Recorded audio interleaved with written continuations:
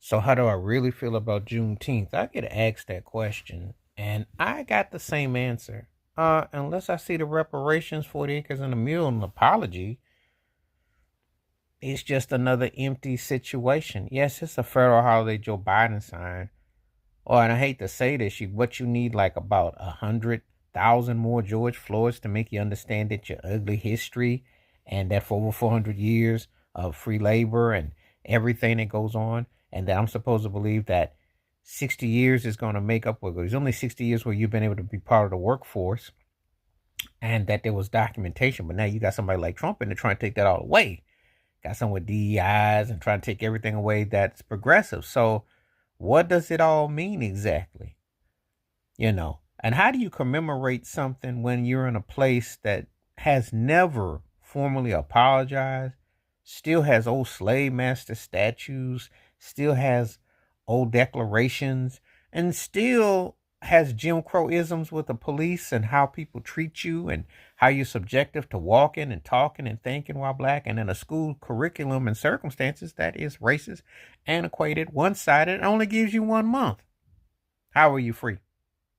Because you don't have the totality and the freedom to tell the whole story.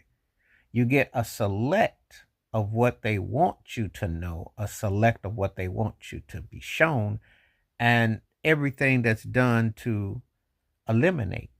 When you think about the Tulsa, Oklahoma massacre, 1921, and then you see the women that are remaining, the people that are remaining, they can't get reparations for that, and all the genocide that's been pushed forth directly.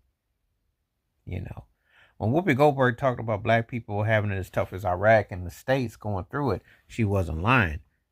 People don't never like to understand the African American experience in America, because you get a couple of things. You get it sprinkled by entertainers or athletes or somebody, and that's the way they try to project it, that they have somehow made it. They tell you in Forbes magazine that such and such is worth $1 billion. They tell you that such and such has made it out this. Well, I'm going to tell you something. To really celebrate a Juneteenth, you can't have ghettos, you can't have hoods, you can't have projects. The country's too rich and too many resources to have people starving, homeless, etc. And while you're building all these penitentiaries to lock up people who are supposed to be 14% of the population, at which is still tied to slavery. If you read how the prison corporation is, that is the plantation that hasn't ended. 13th Amendment rights. If you know your rights and you know the system, they have only sugarcoated and whited out certain aspects. They have not